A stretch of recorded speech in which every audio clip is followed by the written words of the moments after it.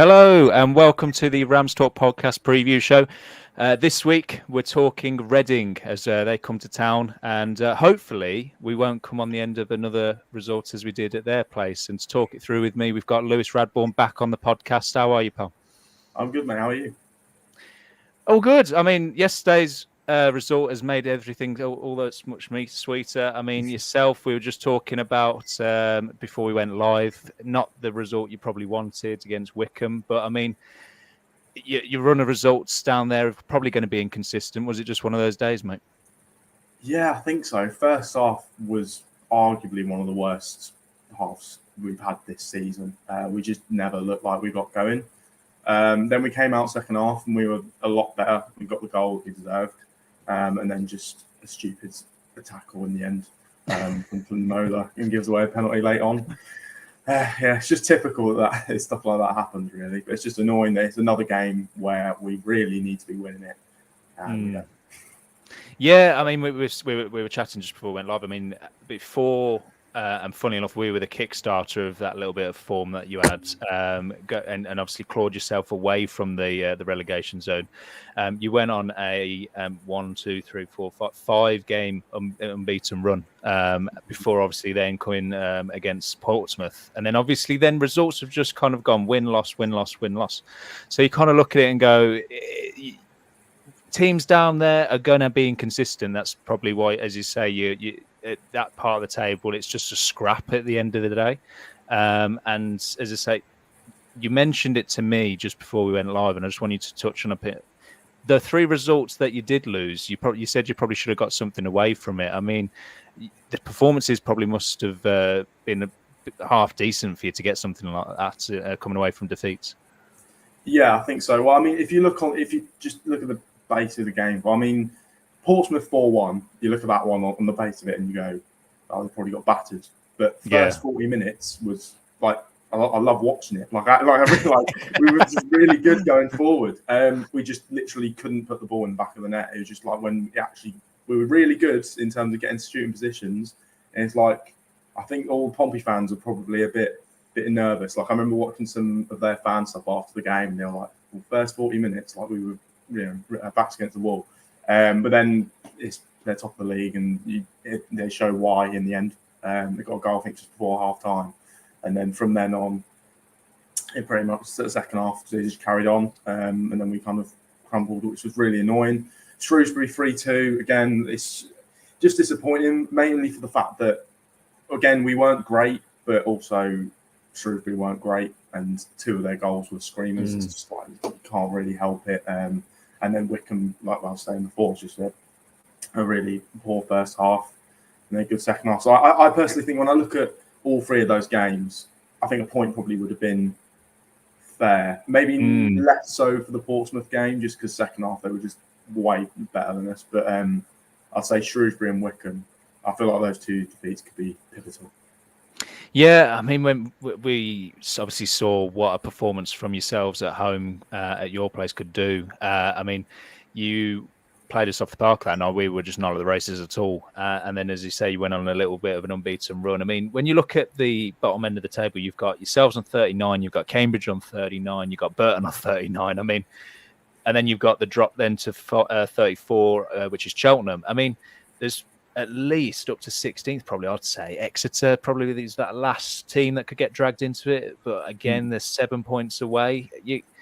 There's a fair few teams in that scrap. And I'd say out of all those, you are one of the best footballing teams. I mean, are you, as a fan and going to games, nervous at all? I mean, when you look at, in a normal relegation scrap, you would be. But, I mean, the way you're playing, and as you alluded to there in the defeats to some decent teams. I mean, like Portsmouth is no mean feat, the top of the table for a reason.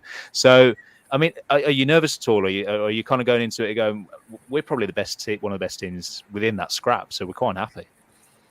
Probably a bit of both. I'd say I'm definitely nervous just because, I mean, like the Wycombe, the Shrewsbury game show that we're not one of the best teams. Like in the sense of we can't get results every game. There's going to be hiccups. And then I'm also nervous because, I mean, we have 9 games left. Only 2 of those are against teams in the bottom half, which don't really fill me with too much confidence. And then the fact that we have potential points deductions. So it's like, like even the win against Carlisle just basically felt like a point gained rather than 3. Yeah. But then on the flip side of that, I do also think since mid-November we've been quite good, and since then, I think we're the only no team outside of the top 5 has picked up more points in that time. I think I had a look just before I came on, and I think we've shown why. I think we've lost. I think it was 4 in our last 18. I know 3 of those have come in the last 5, but it doesn't necessarily feel like we've played badly consistently over those last 5 games, and obviously wins against Port Vale and Carlisle, which are obviously looking massive now. It's just a bit of a weird one. I think with what's going on, combine that with some of the performances here or there, but then there's also the fact that I'd say we are one of the best teams in the league at the moment. Despite even the loss on Saturday, I just think it's like one of those things that can happen. I'd in the middle. I mean, you touched on it a little bit. There's things, obviously, as it's probably wide known, there's things going up in the background. Jamie spoke about it with you back when we played you at your place. Just kind of give us the Derby fans listening, Reading fans, if they are listening, got a little bit of an update for anyone who doesn't know where the current standings are for everything off the pitch. I'd say it's probably worse than when we played you. I don't think it's got any better, unfortunately.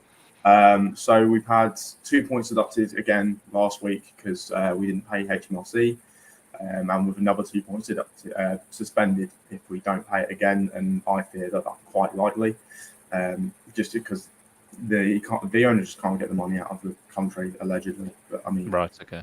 I just feel like if you're a billionaire, you could probably pull some strings. And then today, actually, we've had a little short statement saying that the training ground is up for sale, so that they can get some extra money in, which I also see as just asset. I forgot the saying, but basically just selling the assets. So they can liquidate in the end. Not a great day for not a great weekend really for Reading fans. I'm confident, but just because I feel like I don't know, I obviously can't fathom not having Reading in my life. But it's a really tricky one. But we haven't really had any good news, and the club statements and the EFL statements we're just piss poor at the moment. It's just the EFL are not helping us out at all. Instead, it's like the HMRC thing. I think they fined the owner 100k. What's that going to do? It's not going to do anything realistically. And then giving the club points deductions, even though realistically, if we go down, people are less likely to buy us. It's the whole thing is just crap, really. Yeah, when you're talking to most clubs, there's probably not another club that can sympathise with you as much as we can when we went with what we went through 18 months ago. When you look at the club, obviously off the pitch as to where it's at, and obviously you alluded to it there.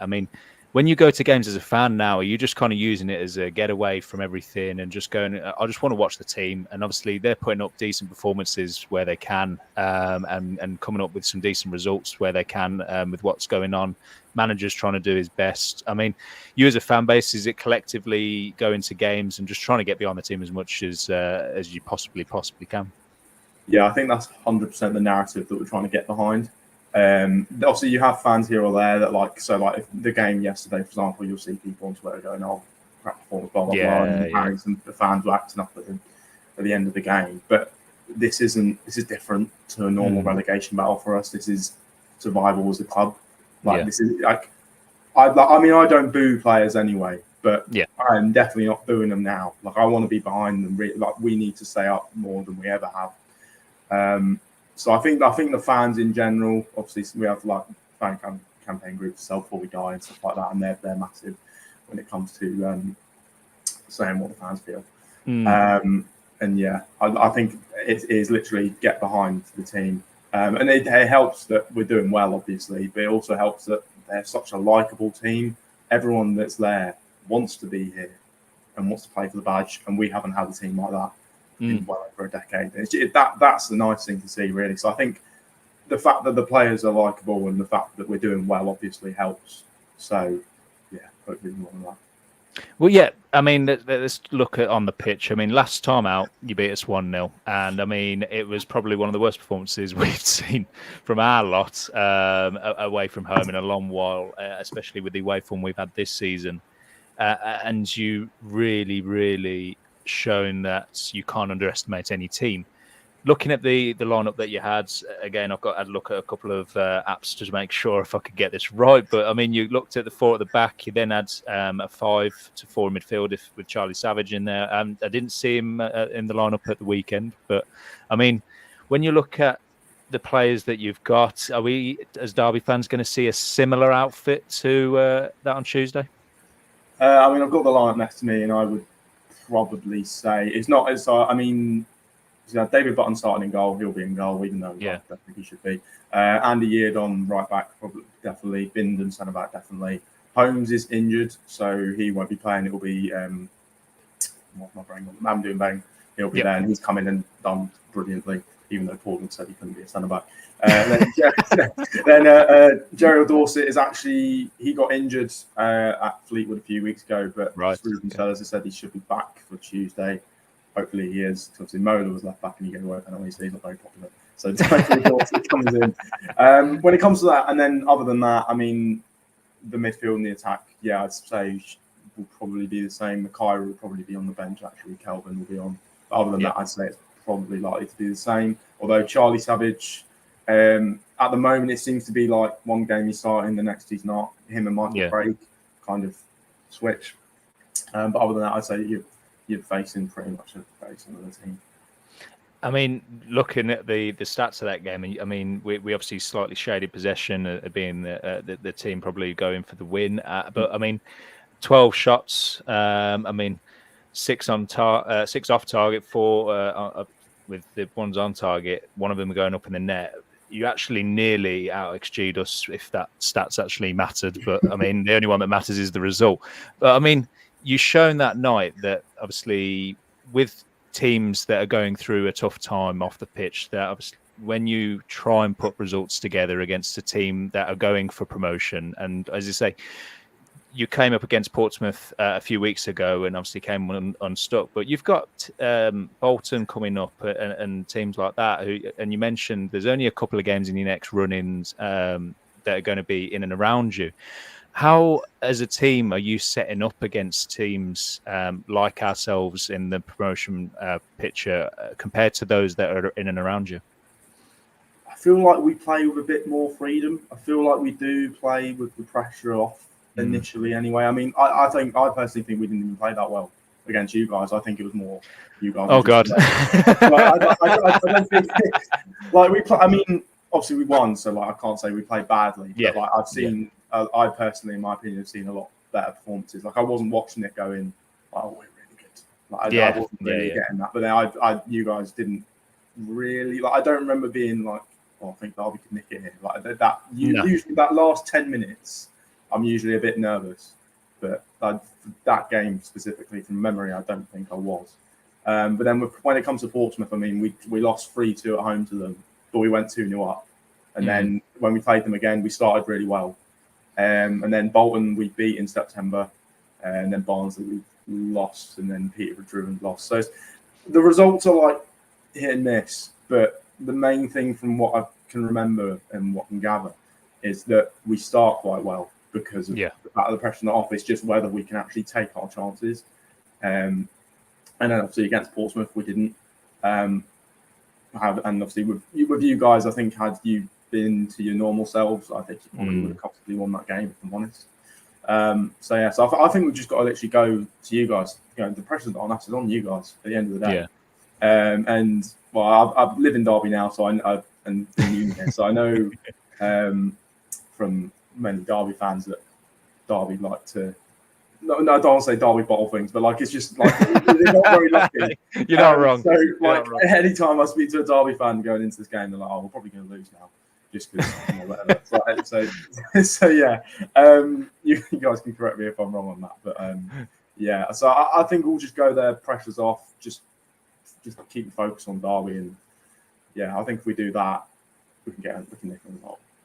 Yeah, I mean, when you look at the team that played and did well against us, I mean, pick out a couple of names that Derby fans should keep an eye out for on Tuesday. Right. Well, I mean, firstly, Lewis Wim is one of the best passers of the ball I've ever seen in a Reading shirt. Obviously, we're in League One now, and obviously we haven't been. So I was going to say one of the best players I've seen, but I can't say that. But he's just really good. He's just really good.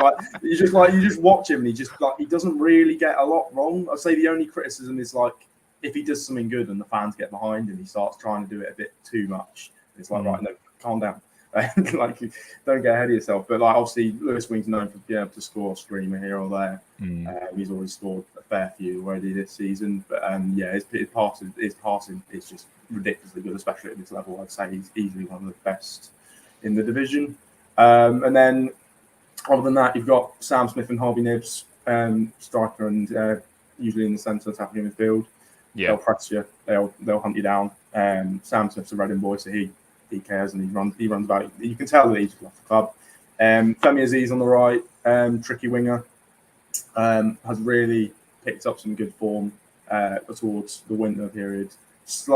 Performances have faltered a little bit recently, but you can tell he's still got quality. And Andy Edon as well actually has picked up. I know you guys were linked with him in the summer. He's also picked up a lot as well, and he's shown the quality that. Arguably at one point probably one of the best right backs in the Championship, and he's now kind of showing that form. Then Tyler Binson at the back is doing really well as well. So there's we have a lot of good players that are doing well individually, and that's why I think we are just a good team at the moment. Yeah. So it's hard to fault us at the moment. There's no one in particular that I go hasn't really played well. I'd say actually David Button maybe, but that's because he's just made a number of mistakes. The fans have been campaigning for Joel Pereira to get a chance for weeks now. It's not happening. So David Button's the only one that I'd be worried about though as well, because he's capable of playing. But other than that, I think we're just fairly solid. I mean, I was looking forward to the game on Tuesday. I'm not looking forward to it now. I don't want to big us up too much because we are where we are. But as we mentioned, you might be going off the pitch, and a lot of things, like I said, you win and then you get 2 points taken off you. So there's things that are out of your control at the moment that are going on. I mean, with yourselves, who on Derby at the moment, obviously we've picked up a little bit of form at the moment. Who are you not looking forward to going up against? Who do you reckon is going to cause some issues to yourselves on Tuesday? I think the Mendes Lang. It has to be Mendes Lang. He's just been ridiculously good this year. Has he been playing all the left or the right? It kind of varies. It depends on what format. I mean, you might as well just put your finger up in the air and just see which formation is going to come out. But I mean, if it's the one that played at the weekend, he has been playing more wide on the left, but it's kind of been a two up top with Gale and then Barkhuizen behind them, because we've been playing this three at the back. So as I say, but naturally he just drifts out to the left because that's what he normally does. Right. Okay. Because I think I'd say Mendes Lang, but I think he might have a better game purely based on personnel. If he comes up against Mola, we're done for. But then he played on the right, I think, when he played against us. Yes. Yeah. And he was up against Gerald Dorset, who will be back hopefully on Tuesday. And I think Dorset's probably got the pace and the power to deal with him. And I don't really remember Mendes Lang really causing us too many problems. No, I don't think many players did that day, so it's hard to say. So I'd probably say Mendes Lang, but I just think Dorset and Yeardon, no matter what side he plays on, they could, if they have a good game, it could cause him some problems. But I mean, it's hard not to say Mendes Lang because he's just been ridiculously good this year. Well, you mentioned a couple of players that if he does come up against might be in our favour. But I mean, what weaknesses could, at the moment as we stand, compared to obviously the team that we saw defeat us a few games back, what can Derby try and get out of the game, especially at home, maybe dictating the game a little bit more than we did at your place? I feel like you guys just need to be. You kind of need to play the way that we are, but think in a sense of you are the better team. Like you're Derby, like you're near the top of the league for a reason. Play like it. Like you when you came in January, you didn't really get that impression at all. No, it never felt like that. It felt like Derby were a team near the bottom. It based off of that. Yeah. And it's like, but I think if you guys just like the pressure's on you, yeah, but you're playing Reading who are near the bottom of the league. You just show some confidence in yourselves. And if you put pressure on us, we have the capability, as we've shown in the last few weeks, to crumble. So then it's like the Portsmouth game. If we don't take our chances early on, you just show your quality because you've got it, and you should be fine. So yeah, essentially just believe in yourselves, really. But whether the players will do that, it's down to Warren. If they can't get belief out of a 3-0 away game, then I don't know what will. Might as well just give up now if they can't. But, again, I presume you've been in the Derby area. Are you going to the game on Tuesday? Yes, yeah, I am. It's my first away game this season because is it? I've struggled this year. Well, it's my first away game since season before last. So yeah, no, I'm looking forward to it. And obviously going into the away end on Tuesday, hopefully it won't be with the weather we've had. It's been a bit off at the moment. But I mean, with obviously the game, looking ahead to it, what prediction are you going with, mate?